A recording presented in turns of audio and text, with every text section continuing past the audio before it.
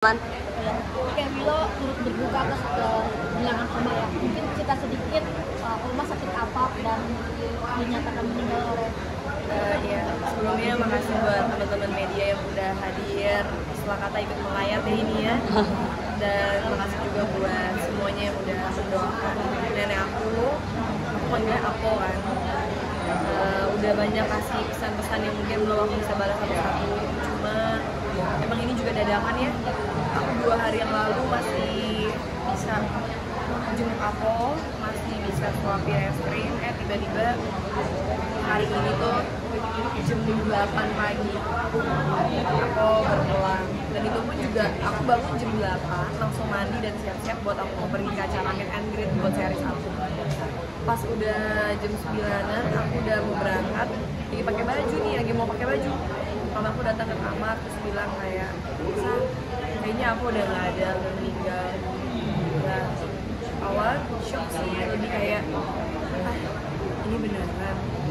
So mama aku kayak kata kayaknya, kan aku jadi kayak ini beneran gak sih? Akhirnya aku terdiam bentar, terus mama aku kayak make sure lagi ke om aku, bener udah berpulang. Udah firasat nggak gitu? Udah punya feeling dari 2 hari lalu sebenarnya. Kayak emang aku tuh udah ngomong ke susuk aku, ke om aku buat yang kayak pengen ketemu, pengen lihat cucu-cucunya. Kan ada yang bilang katanya kalau orang meninggal dia mau ngeliat mukanya satu-satu baru dia bisa pergi dengan tenang ya. Terus habis itu aku datang tuh malam, cuma emang aku kan kanker kan, udah nggak bisa ngomong, terus juga udah nafasnya berat. Dia emang sempat ngomong kayak capek, sakit. Nah, pas momen itu aku nggak bisa ngomong banyak, aku lebih banyak diem aja, bener-bener lebih ke mamaku yang kayak udah mama pergi aja, tenang aja gitu. Aku cuma diem, saya aku tau kalau aku ngomong aku takut aku nangis. Nah itu tiba-tiba nenek aku tuh yang kayak bilang pengen es krim, balik kayak anak kecil lagi. Datang ke es krim, udah nggak bisa makan sendiri kan, lama banget, kurus banget. Akhirnya aku suapin es krim. Di situ kayak udah punya feeling kayaknya ngeliat dari kondisinya udah gak akan ada ini lama lagi gitu. Dan akhirnya kejadian, tapi aku sempet shock karena aku gak nyangka bahwa akan secepat itu. Aku berpikir mungkin sebulan, 2 bulan lagi akan ada perlawanan, akan ada fight back gitu dari aku, tapi ternyata pada akhirnya kalah melawan penyakitnya. Tapi ya apa, yang penting sekarang udah gak ngerasa kesakitan. Aku itu sakit cancer. Iya, Cancer apa? kanker paru-paru. Paru-paru itu sudah diderita berapa lama? Baru.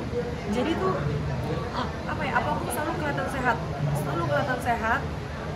One day tiba-tiba batuk-batuk terus, ngedrop parah. Dibawa ke rumah sakit, ternyata emang kankernya udah stadiumnya udah lumayan parah. Ini aku dari pihak keluarganya kan atau Dari pihak papa, saya kalau dari pihak mama udah meninggal waktu aku belum lahir. Kalau nenek, kalau yang kakek udah meninggal waktu aku masih kecil banget. Jadi aku emang lebih dekat ke nenek kakek dari pihak papa. Sedekat apa sih Milo? Sering curhat kah sama aku atau Rumah kita deketan, satu komplek lah, satu wilayah lah. Kayak ini perumahan aku, nih perumahan nenek aku. Nenek aku bisa tiap nggak diduga nih itu bisa berapa kali tiba-tiba datang ke rumah, sering masakin, sering kasih makanan buat yang sehat karena dia takut kerja capek. Terus sering tiba-tiba kayak datang ke rumah doain cucu-cucunya gitu. Dan emang deket banget karena pernah tinggal bareng juga dulu. Jadi ngerasa kayaknya bener-bener ya nenek dan kakek satu-satunya yang aku miliki kan. Cuma kan kakek aku udah meninggal, nggak nyangka bosan nenek aku meninggalkan berapa anak dan cucu itu? Aku anaknya sebenarnya sisa ada 4, cuma 1 udah meninggal, sisa 3. Cucunya banyak banget ya, ada aku, kakakku, terus dari anak-anak yang lainnya punya anak-anak yang lain, jadi lumayan banyak. artinya seperti apa sih pribadi aku? Nenek yang seperti apa? Pribadinya yang ramah ya, orangnya suka ngobrol. Temennya tuh di ini rumahnya dia, satu komplek rumah ini, terus lo pasti kenal sama nenek aku. Dia orangnya suka bergaul dan yang aku rasain ya, dia adalah istri yang berbakti banget sama kakek aku sampai mau memisahkan, sampai kakek aku waktu itu sakit juga, meninggal sampai sakit. Dan dia juga nenek yang bener-bener sayang banget sama cucunya, tulus, bukan nenek yang gaul, bukan yang bener-bener hidupnya itu buat ngurus cucu-cucunya, buat di samping cucu-cucunya. Dan sosok ibu yang bener-bener sayang banget sama anak-anaknya. Kalian bisa ngeliat itu dari dia sayang sama om aku, sama papi aku, bener-bener kayak ya, panutan lah. Mungkin ada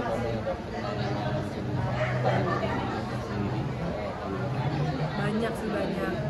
Jadi kayak hal yang menarik lagi ya, aku udah merasakan kehilangan kedua kali kan. Aku ngerasa bahwa saat orang itu pergi, tiba-tiba kita tuh kayak bisa kilas balik memori kehidupan bersama dia, kita bisa ingat lagi dari awal.